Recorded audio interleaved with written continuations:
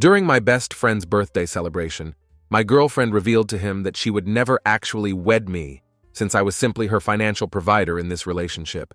So I departed the event, gathered her belongings, replaced the door locks, and when she arrived begging at sunrise, I decisively declined while she lost everything, including her $6K life savings that were stored in my residence. Be me, 26-year-old guy. Never thought I'd be writing one of these cringe posts. But here we are. Was with this girl, Brooke, 25, for just over 3 years. Lived together for most of it. When I say lived together, I mean I paid for everything. Condo rent was under my name. Utilities in my name. Groceries mostly handled by me. She paid here and there, but it wasn't close to 50-50ths. Didn't really mind at first. Like taking care of stuff. Felt like I was setting foundation for something stable. She worked in luxury real estate. Before anyone thinks that means she was rolling in money, nah. She mostly did showings and content for her agency. You'd think she sold half the city based on her Instagram, but it was a lot of coming soon posts, selfies at open houses, stories about her grind that never actually ended in commission. Meanwhile, I work as a mechanical engineer. Not glamorous, but solid. Good pay, good benefits, long days. Deal with real deadlines, real planning, real consequences if something goes wrong. Machines don't build themselves. Manufacturing doesn't function without proper engineering.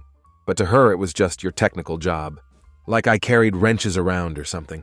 When I wasn't working, I'd spend hours on my custom PC setup, researching parts, optimizing performance, cable managing everything to perfection. Built it myself from scratch. It was my escape, my project. Something I could control and create with my own hands. She used to think it was cute how excited I'd get about new components. Later, she'd just roll her eyes when I'd talk about frame rates or cooling systems. Still, I thought we were good. For the first year and a half, she was sweet supportive, made little Pinterest boards for wedding ideas, would send me accidental screenshots of engagement rings. Caption like, OMG, this is so cute. We talked about future stuff loosely. Where we might live, if we had kids, whether we'd get a cat or not. Those kind of convos that feel like small talk, but are actually serious. We were real and serious in that relationship. Had a ring tab open in my browser for months. Had alerts on for price drops. Was just trying to time things right. Wanted to do it during summer. Maybe on a weekend trip to North Carolina. That was the plan. Then I don't know what changed exactly, but something definitely shifted. She started getting cold, but not like cold distant, more like cold above me. Little jabs here and there. One time I got home after working a 12-hour shift. She looked at me and said, "You always look so tired lately. It's giving middle-aged dad vibes." Then laughed like she just delivered a zinger on stage. I laughed it off, but I felt it. That wasn't playful. That was just rude. And then the next few days it kept happening. I'd play a playlist while cleaning. She'd roll her eyes and say, "This music makes me feel like I'm stuck in a truck stop." I offered to pick up Chinese takeout. She sighed and said, "We always eat the same boring crap." These comments kept coming. Her attitude was unbearable, and it was new to me. So one night after dinner, I'd had enough of pretending not to notice. Looked at her and just asked straight up, "Hey, is something going on with you lately?" She didn't even look up from her phone.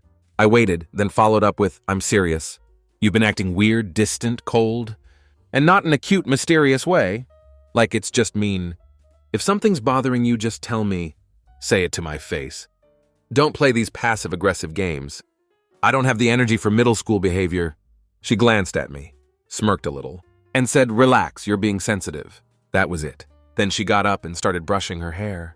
Like I hadn't just confronted her about her behavior. No apology, no follow-up, nothing. I remember just sitting there thinking, this is what I'm working so hard for. This is the woman I was going to propose to. I don't know what flipped that night, but I started noticing everything. The tone in her voice, the way she looked at me like she was constantly disappointed, the way she barely responded when I spoke, but would immediately light up when her phone buzzed with a group chat. She started calling my hobbies childish, especially my PC building, called it my little toy whenever friends were over. Like I was playing with action figures instead of engineering something complex. Made me realize she didn't just disrespect me. She disrespected anything I cared about. And she had this look lately, like she was constantly unimpressed by me. Like nothing I did had value. It wasn't even just cold anymore. It was disgusting. I found myself actually grossed out by the way she acted. Like the girl I fell for used to laugh at my dumb jokes and cuddle into me when I got home from work. Now she acted like my presence was an inconvenience.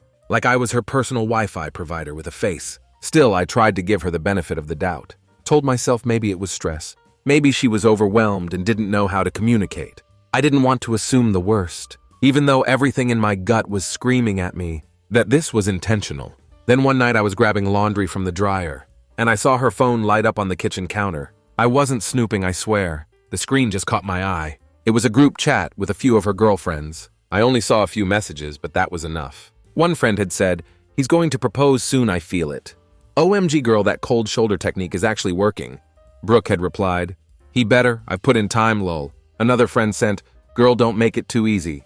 Make him feel like he's lucky you're still around." Then the one that really stuck. "You don't marry safe. You marry someone who scares you a little." Scares you a little. I wasn't sure what that meant exactly. Then Brooke reacted and wrote, "Bet I'll start acting colder. Let's see if he steps up." I stared at the screen for a few seconds, just thinking, okay, so it is intentional. She's not in a bad mood. She's not stressed. She's literally running some kind of weird personality test to see if I'll chase her or prove myself. What does that even mean, scared? How, like, emotionally unstable or carrying a sword? That chat changed everything. It was like someone switched the lights on in a dark room, and suddenly I could see all the furniture I'd been stumbling over. Those messages kept replaying in my head. "He better, I've put in time, LOL." Like our relationship was some kind of investment with guaranteed returns. Like loving someone is a transaction, where you deposit affection and withdraw a diamond ring. The casual way she discussed manipulating me with her friends made my stomach turn. These weren't teenagers. These were grown women in their mid-20s, strategizing emotional warfare like it was normal. The worst part was how cheap it all felt. If she'd been genuinely unhappy, or needed something from me, an actual conversation could have fixed it. But instead, she chose games, mind games, personality tests, emotional obstacle courses, all designed to make me chase harder, prove more, earn what I used to receive freely. And for what? So she could feel like she'd maximized her return on investment. So she could brag to her friends about how she'd trained me to value her more. It was disturbing on a level I couldn't even articulate at the time. All I knew was that something that had once felt authentic now seemed manufactured. And the woman I thought I knew was apparently running focus groups on how best to manipulate me into proposing, but I didn't say anything that night. I didn't bring it up. I didn't want to start a fight over what would just be explained away. As girls talk like that, or you're overreacting, so I decided to just observe. I figured if she was playing a game, I'd let her play it. Let her think she was running things. Give her enough space to dig her own crater. I wasn't about to beg for affection I used to get without asking. But nothing changed. It got worse. She started mocking my routines. Told me I make the same 3 meals every week. Like a divorced dad. Said I was comfort food in human form. Safe but boring. Kept saying how I never surprise her anymore. Meanwhile, she hadn't planned a single thing for us in months. No dates, no real convos, no future planning. Just vibes and criticism. She stopped being a partner and started acting like she was auditioning for a reality show I didn't know I signed up for. Like I'd wake up early and start making pancakes, and she'd walk in like, "Oh, look at you trying to be useful." Just like that. No thanks. Just that dry sarcasm you use when you're talking to someone you low-key resent. We were watching a show one night, and I made a comment about one of the characters being a little toxic. And she said, "Please, you'd probably write a whole spreadsheet on how to express your feelings." Then she laughed like she landed a punchline. I didn't even react.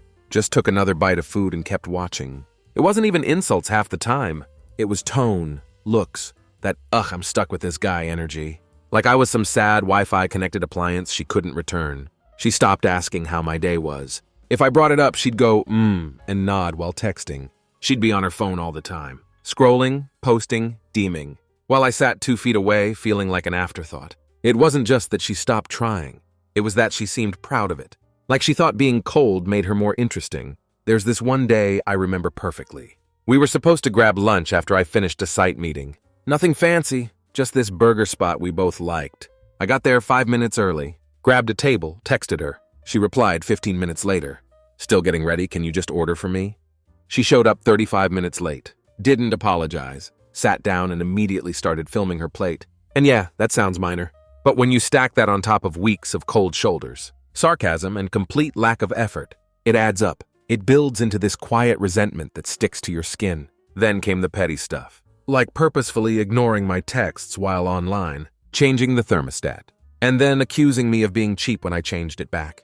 Leaving dishes in the sink for 3 days, then calling me anal when I asked her to rinse them. The more I stayed calm, the worse she got.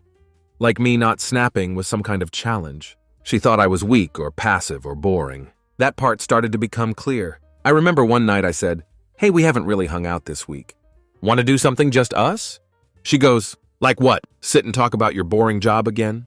That was it for me. I didn't say anything, just stared at her for a second, nodded, and walked out to the balcony. I sat out there for 20 minutes in silence, thinking this isn't a phase.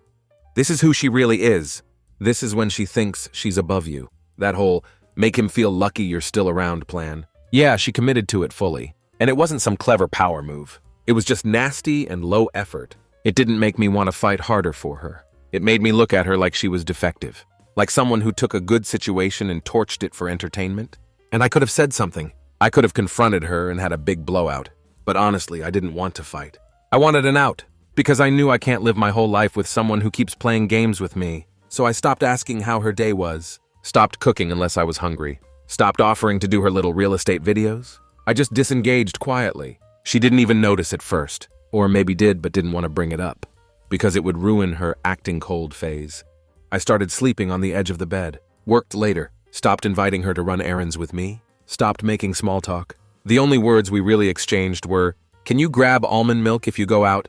That was it. She stopped being a girlfriend months ago. I was just the one keeping the lights on, and not bothering to ask why she was so cold. But the truth is, I already had my answer. I wasn't planning an escape. I didn't need to. She was the one freeloading. I was just waiting for the right moment to end it, without giving her a chance to play victim. During that stretch of radio silence between us, we got invited to a rooftop party for my buddy Derek. Known him since college. Solid dude, one of the few people I'd still grab a coffee with. His fiancée Kendra was throwing the whole thing for his birthday. Classy setup. She'd gone all out. String lights, a little speaker system, bumping some throwback playlist. Chill crowd, some old college friends, co-workers, a few people I didn't recognize. Everyone just vibing. Brooke. She turned it into a runway. Took an hour in the mirror. Changed twice. Filmed an outfit check in the elevator on the way up. She looked good, sure. But she also looked like she came to impress strangers. More than support Derek. Me, I was calm. Had my drink. Said my hellos. Posted up near the bar. I wasn't there for drama. I was there to finalize. I'd already called the movers. Her pickup was scheduled. Keys pulled, locks changed. Every box checked except one. And I had a feeling she was about to check it for me. Before the night was over. Didn't have to wait long. We're standing near the drinks with a few people. Kendra's cousin or friend, don't remember exactly, smiles at Brooke, then looks at me, and goes, "You guys are seriously so cute? When's the proposal happening?" A harmless, polite question, one I'd gotten before. One I used to have an actual plan for. I didn't even get a word in. I actually felt everyone's eyes shift to me in that moment. That collective attention you can physically feel before a big moment. A few people even smiled encouragingly, like they thought this might be some cute story we'd tell. The kind of question that makes a man tense up on instinct. I'd rehearsed answers to this before. When the time is right, or still saving for the perfect ring, standard deflections that keep everyone happy. Would have been easy enough. But Brooke couldn't even give me that basic respect. Couldn't let me save face in front of friends and colleagues. Instead, she went for maximum damage, like she'd been waiting for exactly this opportunity all night. And I knew she was going to shoot her shot. "Oh God, don't worry, I won't let him propose." She laughed loud enough that conversations nearby stopped. "He's like my beta placeholder, you know? The reliable guy you settle for while you figure out your real standards." Then she actually put her hand on my shoulder, like I was a freaking prop in her stand-up routine. "He's great for paying bills and fixing things around the apartment. But marriage material?" She made this exaggerated grimace and looked around for approval. "I need someone who can actually excite me, you know. Someone with actual ambition." Then she had the nerve to add, "No offense, babe," with a patronizing pat on my arm, like I should be grateful for the clarification. A few of her friends snickered. One of them even nodded in agreement. She said it like it was funny. Like I wasn't standing right there. Like she wasn't the one who was dying for me to propose. Like she hadn't been sending me ring photos for months. Strategically leaving bridal magazines around the apartment. Or telling her mother our wedding colors. Like she hadn't been playing this twisted game of acting cold. To make me chase her specifically to get that proposal. The sheer audacity, though. She was publicly humiliating me as part of her strategy. This was the final test. In her warped mind, this was the moment I was supposed to man up and prove myself worthy by defending our relationship. Maybe even dropping to one knee right there to show her how wrong she was about me. That's what her little playbook predicted. push him to his breaking point in public. And he'll do anything to reclaim his pride, including putting a ring on her finger. She expected me to compete for her, to beg to prove my worth to someone who clearly thought I had none. I could see it in her eyes. That smug confidence of someone who thinks they're playing chess while everyone else is playing checkers. She thought she was forcing my hand in some masterful power play. That after this little joke, I'd finally realize what I might lose and lock her down for good. What she'd never considered was a third option, that I might simply walk away. At that moment, you could feel the mood die instantly, like someone muted the background noise. A couple people awkward laughed, but mostly it was just dead silence. I heard one girl go, "Whoa." Someone else whispered, "Did she just say that?" Derek looked at me like, "Yo, you good?" Kendra literally stopped mid-step with a tray of cupcakes and just stared. Me, I took one slow sip of my drink, put it down, looked her right in the face. "Yeah, about that proposal." She blinked like she didn't expect me to say anything. I pulled the keys from my jacket and dropped them on the bar in front of her. "You won't need these anymore." She froze. A few people glanced at each other like, "What is happening?" I kept going. Not even angry, just done. "I'll let you in to pack your stuff. Movers come tomorrow. Locks are already changed." Her mouth opened, but nothing came out. She looked around like someone might save her. No one did. "And for the record, I never saw you as a wife." Not even close. Someone straight up gasped. One guy near us muttered, "Damn," under his breath. I looked at Derek and Kendra. "Happy birthday, man. Seriously great setup. Sorry for the extra entertainment." Then back to Brooke, who still hadn't moved. "You wanted someone who scares you? Start with living on your own. That should be terrifying enough." And I walked out, left her standing there in complete shock. I heard the party behind me erupt into hushed conversations, the kind of buzz that follows dramatic exits. Someone called my name. "Derek, I think," but I kept walking. I wasn't going to make his birthday about my drama. Let her handle the aftermath. Let her explain herself to a room full of witnesses who'd just seen her true colors. Let her try to spin this into another quirky anecdote for her Instagram. For the first time in our relationship, the mess was hers to clean up, not mine. Her first call came before I even hit the elevator. Blocked it. Then her friend Chloe called. Ignored. She sent this long paragraph text about what happened and how I blindsided her. Said I overreacted. I left her on read. The calls didn't stop for 2 days. She tried every number she could, even texted me off her work phone. One message said, "I don't know why you'd humiliate me like that." Another one said, "You didn't even give me a chance to explain. Now you don't get to say what you said in front of a room full of people." And then play shocked that it didn't land. That wasn't a joke. That was a mask slipping, and I let it stay off. Blocked every number. Sent one final message before doing it. "You spent months treating me like I was disposable. I just proved you right." Done. I thought she might chill after that. Accept it. Nope. The movers came the next day like I'd arranged. I told them exactly what to pack. Bedroom, closet, living room. I left a note on the door and emailed her the window. She didn't have a key, but building security let her up when the movers arrived. I locked my office door before I left. I figured she'd get her things. The movers would load up, and that would be the end of it. I spent the morning at a coffee shop down the street, nursing an overpriced latte and getting some work done. Figured I'd give her space to get her shit and get out without a scene. Mature, right? That was my first mistake. When I got back around 4 o'clock, the movers were gone, and so was she supposedly. But something felt off the second I walked in. And yeah, the office door was wide open. I knew right then. She forced it. My custom PC, the one I'd spent months building component by component, was in pieces. Screen shattered. Tower knocked over with the side panel caved in. Graphics card snapped in half. Liquid cooling system leaking all over my desk. Nearly $4,000 in hardware destroyed. In what must have been 2 minutes of rage. The movers didn't even go in there. Check the logs later. They said the door was closed the whole time. So yeah, she did it after they packed up and left. A parting gift. Standing there looking at the wreckage. I felt something break inside me too. Not anger. That would come later. But this cold, hollow feeling right in my chest. That PC wasn't just expensive hardware. It was hundreds of hours of research. Late nights, troubleshooting.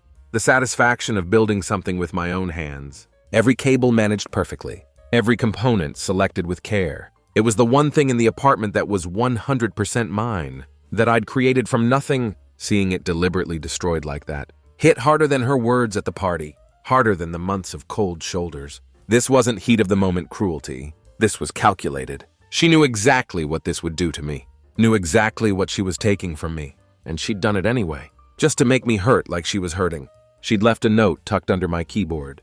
Bet you didn't see this coming, Mr. Predictable.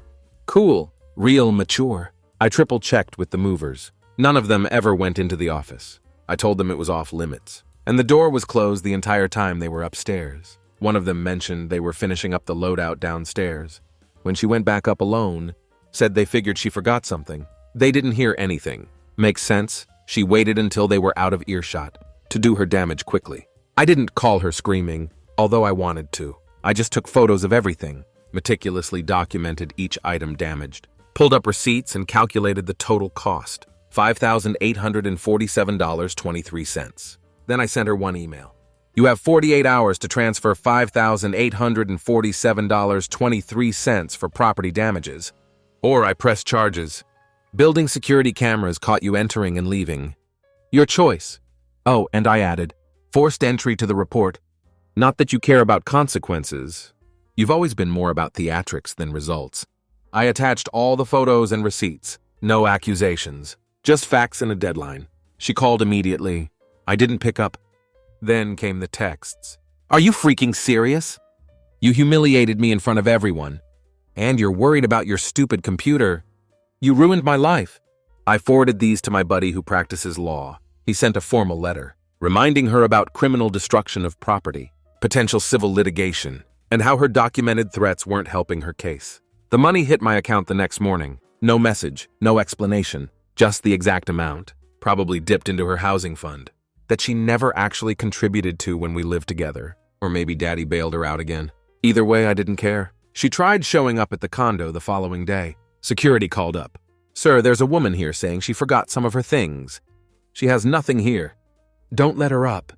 According to the front desk guy, she caused quite a scene, screaming about how I was threatening her to pay me and threatening to call the police. The irony of her threatening legal action after what she'd done wasn't lost on me. 3 days later, I get a message from Derek. Says, bro, check this out. Sends me a screenshot.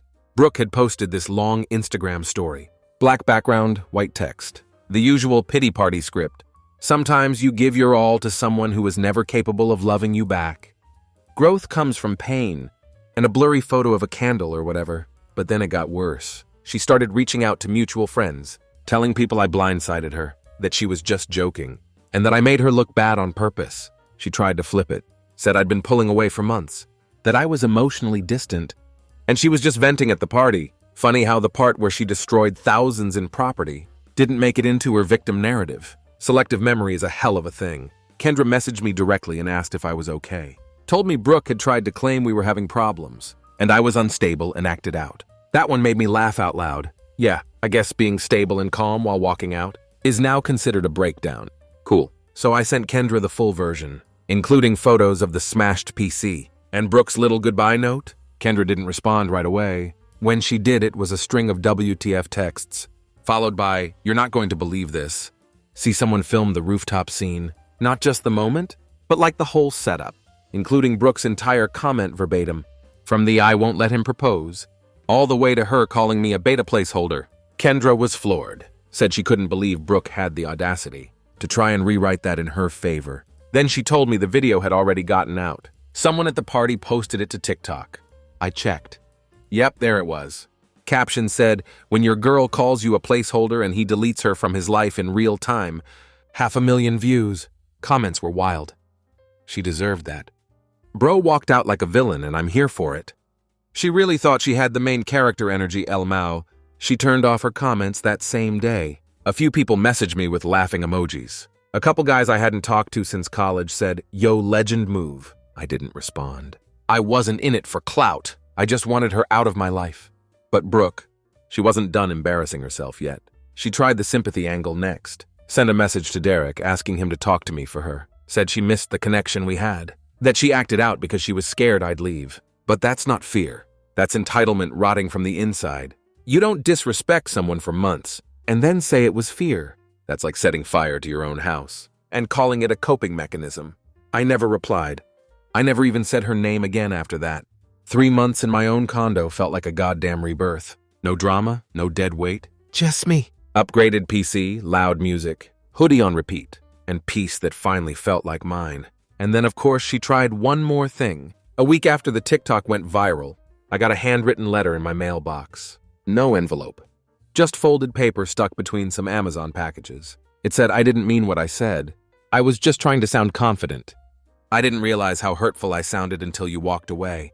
Yeah, because nothing says sincere apology, like watching your reputation get cooked online first. She closed it with, "If you ever want to talk, I'm still here." No, you're not. You were here? You just treated it like an audition you thought you were too good for. I didn't reply. I folded it neatly, tossed it in the shred bin with junk mail, right where it belonged. Derek and Kendra stopped by every couple weeks, brought pizza, whatever. No pressure to entertain or worry about someone rolling their eyes when I talked about work. Just actual friends who gave a shit. "Dude, that TikTok's at like 2 million views now," Derek said one night. Scrolling through his phone, "You're basically a cult hero to dudes everywhere." "Don't care," I said. And I meant it, not trying to be famous for having shit taste in women. Kendra laughed so hard she almost spit out her drink. "Trust me, nobody thinks you have shit taste. They think you have epic self-respect." Whatever. Internet fame wasn't my goal. Living in peace was. Brooke's social media went through the 5 stages of grief in real time. First came the vague posts about betrayal and unexpected endings. Then anger. Some shit about men who can't handle strong women. Then the bargaining phase. Posts about working on yourself and growing from mistakes. Depression hit with the black and white filters. And song lyrics about loneliness. Finally, acceptance. Or what looked like it anyway. She started posting normal shit again. Real estate, brunches, group photos where she was trying way too hard to look happy. The classic "look how great I'm doing" performance. I muted her ages ago, but Kendra kept me updated against my will. Said Brooke was losing it behind the scenes. Apparently she wasn't taking the breakup like she pretended online. She'd call mutual friends crying at 2 a.m., show up to group events looking like she hadn't slept in days. Once cornered Derek at a bar and grilled him about my new girlfriend. There wasn't one, hadn't even tried dating, wasn't against it. Just wasn't rushing into another situation where I'd end up feeling like someone's ATM with a pulse. She came by the office yesterday. My coworker Nathan told me one afternoon. We were reviewing site plans when he dropped that bomb. "Who your ex, Brooke?" She was asking if you were seeing anyone from work. Fuck me. What did you tell her? That it was none of her business?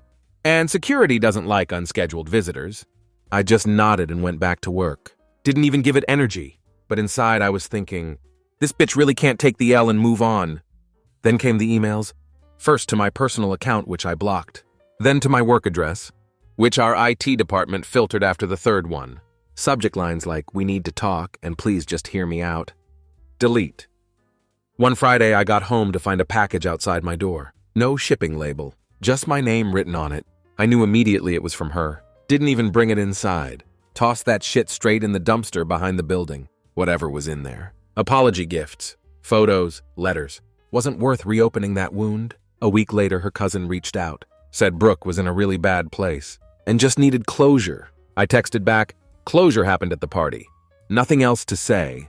The cousin replied with a whole paragraph about forgiveness and second chances. I didn't even read past the first line before blocking that number too. See, that's the thing these people don't get. Closure isn't a conversation. It's not a negotiation. It's a decision.